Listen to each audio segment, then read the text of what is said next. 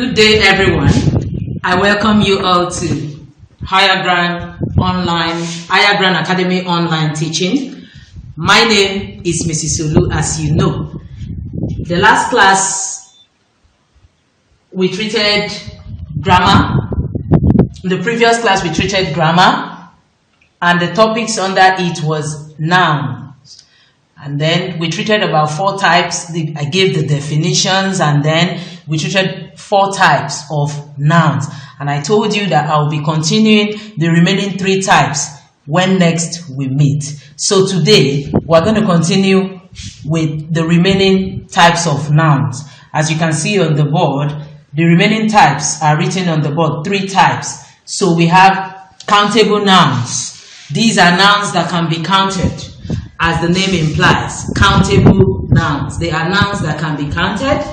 Countable nouns has both singular and plural forms, such as book, books, vehicle, vehicles, the addition of s, es, and the rest. Box, boxes, child, children, and so on and so forth.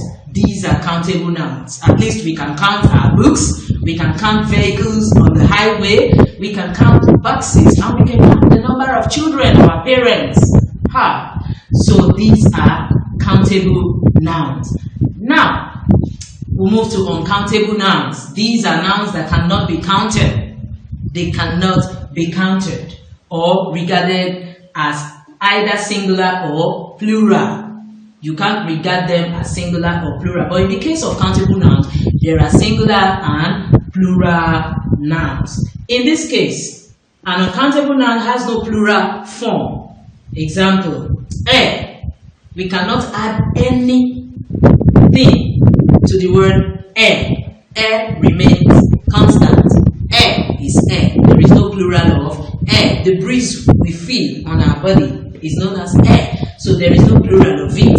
Also, water. You can't say waters. Water. There is no plural of water. We have sand. Are you getting it? So sand also is uncountable. There is no way you can count sand. No matter how small it is, there is no way you can count sand. Strand of hair. The strand of hair. Even if they give you months, years to count it, there is no way you'll be able to count it. It's uncountable. Kerosene, fuel. All these ones are liquid. Kerosene, fuel, water, and the rest. They are liquid. Is there any way you can count liquid substance? You can only measure a liquid substance. You cannot count them. Also, granulated sugar, salt, garri, and so on and so forth. You cannot count them. So that is why they are all regarded as an uncountable nouns. Now we move to the last one, which is concrete noun. A concrete noun is the name of a physical thing, animal, or person that you are able to hear, see, smell, touch, or taste. That is, you make use of your 5 senses in this case. Examples are car, book, sheep, man, yam, and so on and so forth. Now, let me remind you that all other types of noun that I've mentioned earlier, if you remember your common noun, your proper noun, your concrete noun, abstract is not part of it.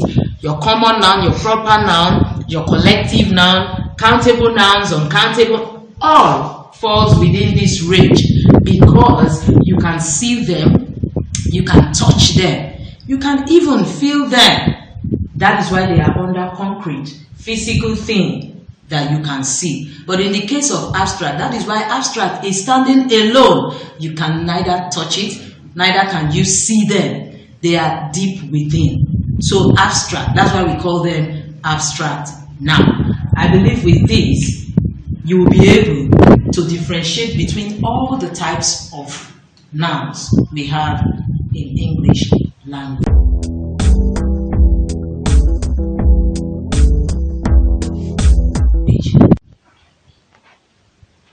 Welcome back to today's lesson. As you can see on the board, today's topic is singular and plural nouns. A singular noun refers to one person, animal, place, or things, while a plural noun refers to more than one person, more than one animal, more than a place, more than a thing. Now, what do I mean by one person?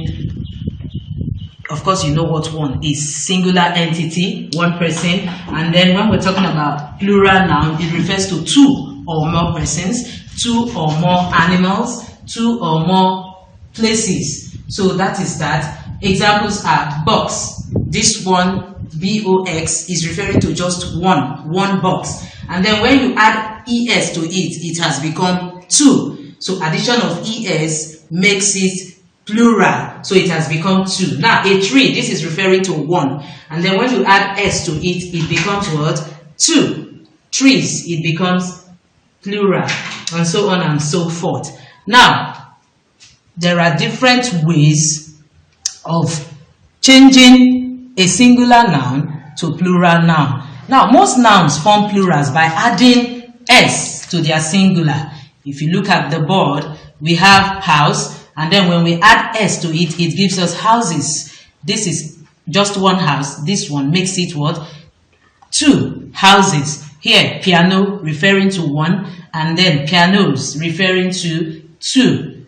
Double pianos. Here, photo, and then here, photos, making it what? Two. Double. Now look at another one here. Nouns that end in ch. Noun that ends in sh, and some nouns that end in o, x, and s form their plural nouns by adding es. Remember what I said earlier on? I said nouns that end in ch, sh, and some that end in o, x, and s form plurals by adding es to their singulars. Example, church, referring to one church. When you add es to it, it gives us two churches. Here, brush, just one brush, and here, brushes, making two brushes. Here, cargo, referring to just a cargo, and here, by the addition of the es, makes it plural, which is cargoes, two or more. Then here, box, just as I said earlier on, boxes, the same explanation. And then here, gas, addition of es makes it what? Double gases. And then to the other aspects, nouns that end in f or fe forms their plurals by changing the f or fe in their singulars to ves. If you look at the examples, wife is an example, which is singular, a woman, and then wives, which is two or more. Wolf, referring to just one wolf, an animal. When there are two or more than, it refers to wolves.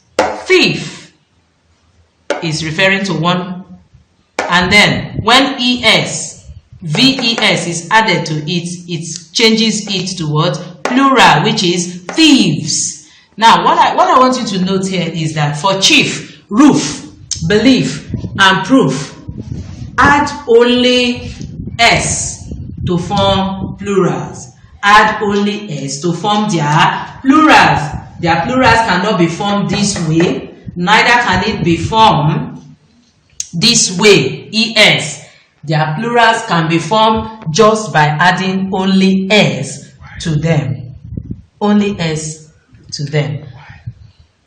Then the other one, changing nouns that end in y to ies. I want you to note that this can only be done when there is a consonant, and these are the consonants spelled out. B, k, d, f, g, h, l, and so on. You add them before the y. Examples are country. You can see that the y is omitted here, giving room for ies, which is countries. And here, study. When it moves to this place, this is singular. When it moves to this place, that is two or more, the Y give way for IES, which gives us studies. And then university, the Y also give way when it moves to this place. When it becomes two or more, it is pronounced as universities. Family, families, and so on and so forth. Now, in the case of these aspects, few nouns do not follow any of the above rules to form plurals. They don't follow any of these rules. The changing of Y to IES, the changing of F or FE to VES, the changing of E, the changing of S to ES. These ones does not follow the rules mentioned above. You can see the examples.